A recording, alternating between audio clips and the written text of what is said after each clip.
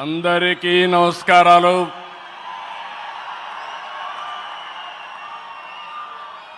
Today is a great day.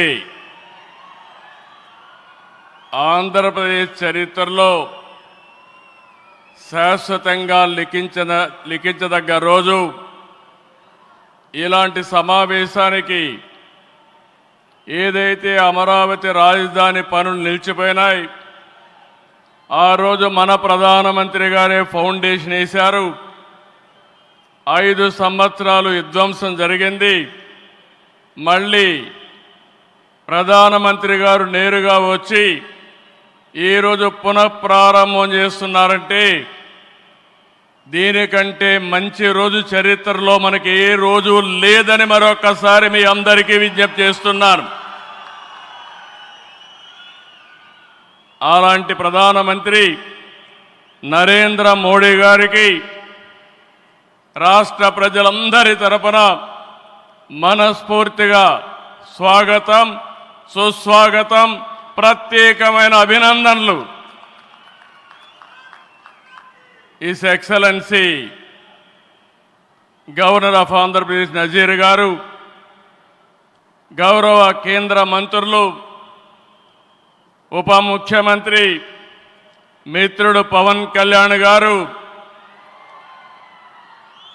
వేదిక పైన వేదిక ముందునున్న సోదరి సోదరులందరికీ నమస్కారాలు. ముందుగా మీ అందరికీ ఒక విషయం చెప్పాలి. గతంలో మోడీ గారిని ఎప్పుడు కలిసినా చాలా ఆహ్లాదకరంగా ఉండేవారు. కానీ మొన్నటి మా సమావేశం అమరావతికి రమ్మని పిలవడానికి వెళితే చాలా గంభీరంగా సాగింది.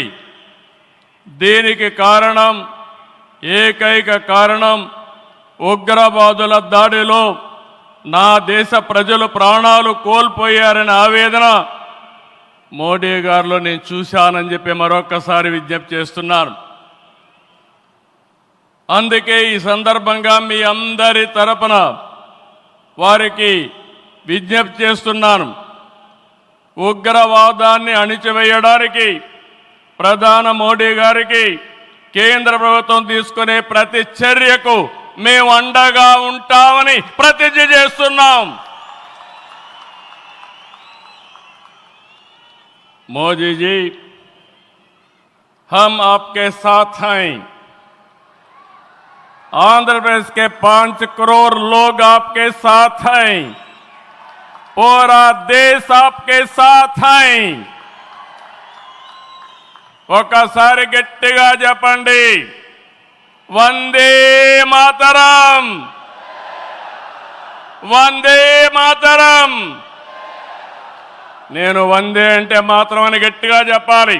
వందే, వందే, వందే. భారత్ మాతాకి, భారత్ మాతాకి, భారత్ మాతాకి. ఈరోజు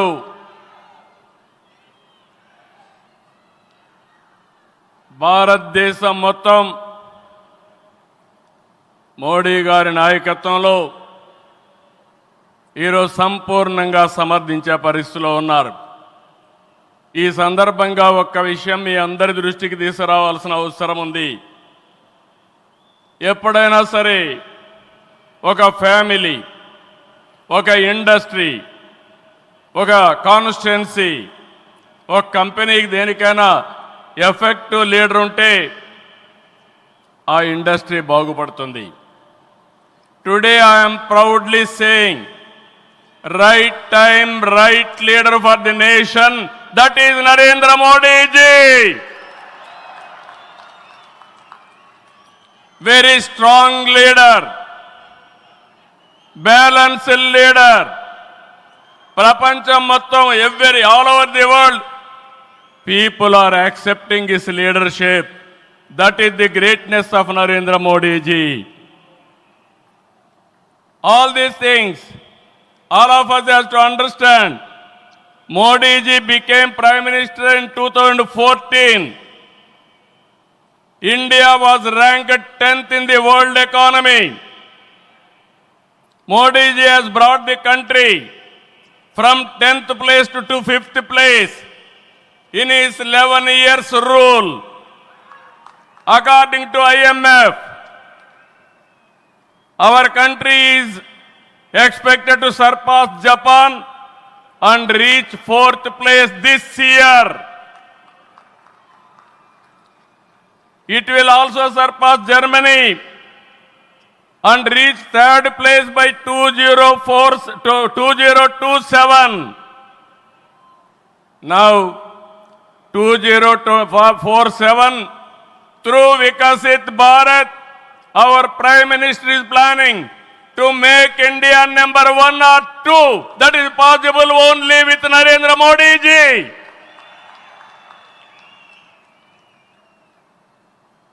With Modi ji model, welfare, development, empowerment, a new India is emerging. In this last 10 years, people have been empowered and 15 crore people have been brought out of poverty. That is his greatness. One side development, one side eradication of poverty. That is the philosophy, ideology of our Prime Minister. Recently, always what all you talk is keeping nation first, not individual interest, anybody personal interest, only national interest. Sir, we are all proud of you. Yesterday, cabinet, you have taken one more revolutionary decision, that is caste census. It is a big game changer. I am confident you wanted to help the poorest of the poor, and also you want to bridge the gap between haves and have-nots. It is all possible only with you, with your public policies. I am very happy by announcing this. India is safe. India will become developed nation under his leadership. ఈ సందర్భంగా ఇక్కడికి వచ్చినప్పుడు మనందరం గుర్తుపెట్టుకోవాల్సింది 2024 ఎన్నికల్లో మీరందరూ ఓట్లు వేశారు. నరేంద్ర మోడీ గారి పైన ఉండే నమ్మకం, తెలుగుదేశం, జనసేన, నేను, పవన్ కళ్యాణ్ గారు కలిసి పనిచేసి రాష్ట్రం మొత్తం తిరగబడింది. 94% హిట్ రేట్ వచ్చే పరిస్థితి వచ్చింది.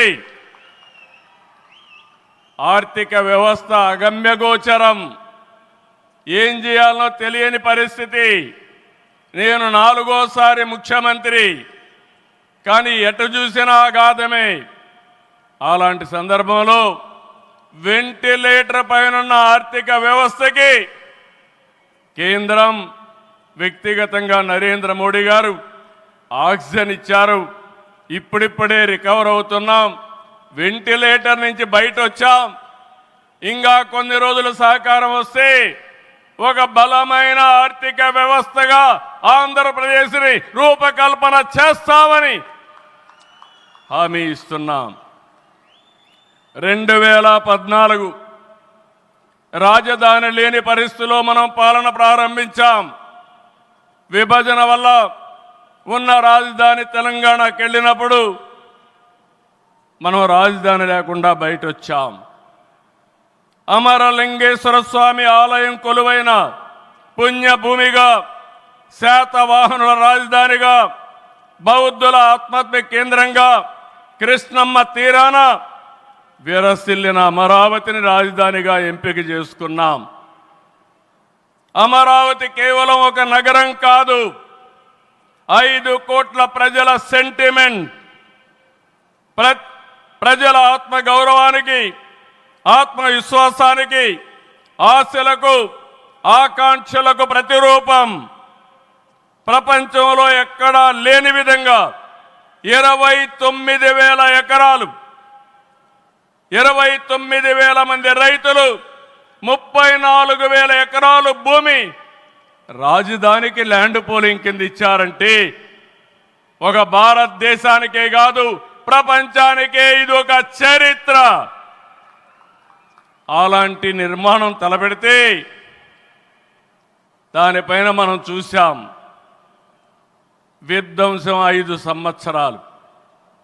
ఇక్కడ రైతులున్నారు, రైతు కూలీలున్నారు, రైతు మహిళలున్నారు, వీరోచితంగా పోరాడారు.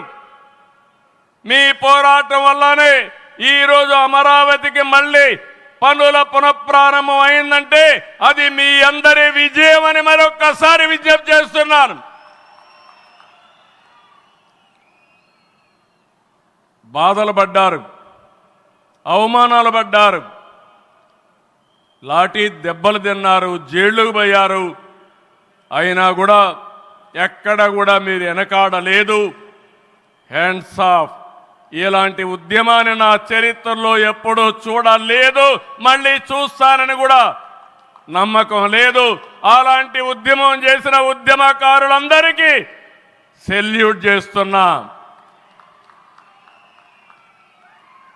2024 ఎన్నికల్లో ఏకపక్షంగా ఇచ్చిన ప్రజా తీర్పుతో అమరావతికి మళ్ళీ ఊపిరి పోసుకుంది.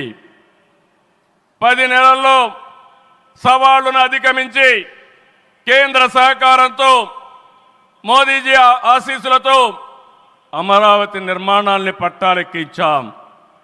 ఈరోజు మళ్ళీ మేము అనుకున్నాం వర్షం వస్తుందని, కానీ మోడీ గారు వస్తున్నారంటే వర్షం కూడా రాకుండా దేవతలు మొత్తం ఆశీర్వదించారంటే అది ఈ యొక్క అమరావతి యొక్క ఒక నమ్మకం కానీ ఒక పవర్ అని చెప్పి నేను మీకు తెలియజేస్తున్నాం. ఇప్పుడే మాట్లాడుతామంటే మోడీ గారు ఒక మాట అన్నారు, నా 25 సంవత్సరాల చరిత్రలో ఏ మీటింగ్కి వచ్చినా వాతావరణం సానుకూలంగా వచ్చింది, ఏ మీటింగు క్యాన్సిల్ కాలేదు, ఈ మీటింగ్ కూడా సక్సెస్ అవుతుందనే వచ్చానని వారు చెప్పినప్పుడు నాకెంతో ఆనందం కలిగిందని చెప్పి కూడా నేను మీకు తెలియజేస్తున్నా. నేను ఒకటే మీ అందరికీ హామీ ఇస్తున్నాను, 5 కోట్ల ప్రజలు నా రాజధాని అమరావతి అని చెప్పుకునే విధంగా నిర్మాణం చేస్తాం. ఇక్కడ ఉండే వాళ్ళందరూ చెప్పండి, నా రాజధాని, నా రాజధాని, నా రాజధాని. ఇలాంటి కార్యక్రమానికి మనం ముందుకు పోతున్నాం. ఆనరబుల్ ప్రైమ్ మినిస్టర్ ఈరోజు రీస్టార్ట్ చేశాడు.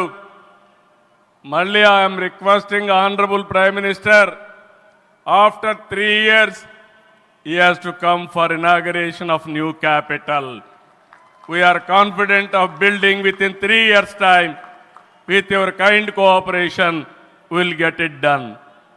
ఒక్క రోజున 49,000 కోట్ల విలువైన 74 పనులకు శంకుస్థాపన చేశాం. 5,028 కోట్లకు చేపట్టి 9 కేంద్ర ప్రాజెక్టులకు శంకుస్థాపన చేశాం. 8 జాతీయ రహదారులు 3,620 కోట్లతో ఈరోజు ప్రారంభం చేసుకున్నాం. 3 రైల్వే ప్రాజెక్టులు ప్రారంభించుకున్నాం. మొత్తం కలిస్తే 94 ప్రాజెక్టులు 57,962 కోట్లకు ఈరోజు ఫౌండేషన్లు కానీ ప్రారంభాలు చేసుకున్నామంటే అది మోడీ గారి నాయకత్వం అని చెప్పి కూడా నేను మీకు తెలియజేస్తున్నా. ఈరోజు ఈ రాజధాని ఒక వరల్డ్ క్లాస్ క్యాపిటల్గా తయారు చేస్తాం. 30% పచ్చదనం ఉంటుంది. జల వనరులతో ఆహ్లాదకరంగా తీర్చిదిద్దాం. నవనగరాలు రాజధానిలో భాగంగా ఉంటాయి. మొన్నే ఆనరబుల్ ప్రైమ్ మినిస్టర్ గారికి ఎక్స్ప్లెయిన్ చేశాను. వారు కొన్ని సూచనలు ఇచ్చారు. ఆ సూచనలన్నీ తీసుకుంటాం, వారి గైడెన్స్ తీసుకుంటాం. ఈ నగరాన్ని భావి తరాలకు 21st సెంచరీ కింద ప్రపంచం మెచ్చే నగరం తయారు చేసే విధంగా తయారు చేస్తామని ఈ సభ సందర్భంగా మీ అందరికీ విజ్ఞప్తి చేస్తున్నాను. ఇన్నర్ రింగ్ రోడ్ కానీ outer ring road well plan సిటీగా భవిష్యత్ నగరంగా ఆంధ్రప్రదేశ్ అమరావతి ఉంటుంది. గ్రీన్ ఫీల్డ్ ఎయిర్పోర్ట్ కడతాం. ప్రపంచంలో అన్ని నగరాలకు అనుసంధానం చేస్తాం. ఇక్కడ ఎడ్యుకేషన్ హబ్గా ఉంటుంది. కనీసం 5 లక్షల మంది పిల్లలు ఇక్కడ చదువుకునే పరిస్థితి వస్తుంది. ఎప్పుడు కూడా ప్రధానమంత్రి గారు ఒకటే కోరుతారు, మంచి ఎడ్యుకేషన్ ఇన్స్టిట్యూషన్ తీసుకురండి, దానివల్ల భావితరాల భవిష్యత్తు బాగుంటుందని వారు సలహాలు ఇస్తుంటారు. అందుకే ఒక ఎడ్యుకేషన్ హబ్గా తయారు చేస్తాం, ఒక హెల్త్ సిటీని క్రియేట్ చేస్తాం. వారు సూచించిన విధంగా జపాన్ మియావాకి తరహాలో రాజధాని మొత్తం ఆహ్లాదకరమైన పచ్చదనానికి శ్రీకారం చుడతామని చెప్పి కూడా నేను మీకు తెలియజేస్తున్నా. ఏ నగరంలో కూడా ఉండవు, అన్ని యుటిలిటీస్ కూడా డక్ట్లోనే తీసుకొస్తాం. గ్రీన్ ఎనర్జీతో పొల్యూషన్ లేకుండా పర్యావరణ హితంగా తయారు చేస్తాం. ఇన్లాండ్ వాటర్ వేస్ కానీ cycling track, district cooling, walking path ఇవన్నీ కూడా తయారు చేస్తాం. ఇప్పటికే కొన్ని ఇన్స్టిట్యూషన్స్ ఉన్నాయి. బిట్స్ బిలాని వస్తుంది, XLRI వస్తుంది, గ్లోబల్ లీడర్షిప్ సెంటర్ వస్తుంది, రతన్ టాటా ఇన్నోవేషన్ హబ్ కూడా ఇక్కడ ప్రారంభిస్తాం. Sir, I'm very happy to inform you, technology means only Narendra Modiji. No other politician can understand technology. Only Modi ji is understanding technology. Sir, you brought for this country semiconductor. You brought this country JAM model. Jandan, Aadhaar, mobile, how integrate you have done that. And also UPI, one of the best in the world. Maximum transactions today. 2023 you started quantum mission. I am very happy to inform you, sir. Today we had MOUs with TCS and MBM, IBM and also L&T who had a MOU. We are starting here. Sir, only one request. Hyderabad, we started high-tech city, inaugurated by Honorable Prime Minister at that time, our Vajpayee ji. We started IT in Hyderabad. Today we are starting Quantum Valley in Amaravati.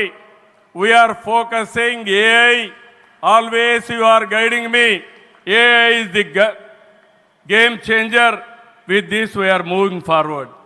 Sir, I am confident your name and also Amaravati will be remembered forever with this nation. I am very confident about it, sir. I need your blessings, sir.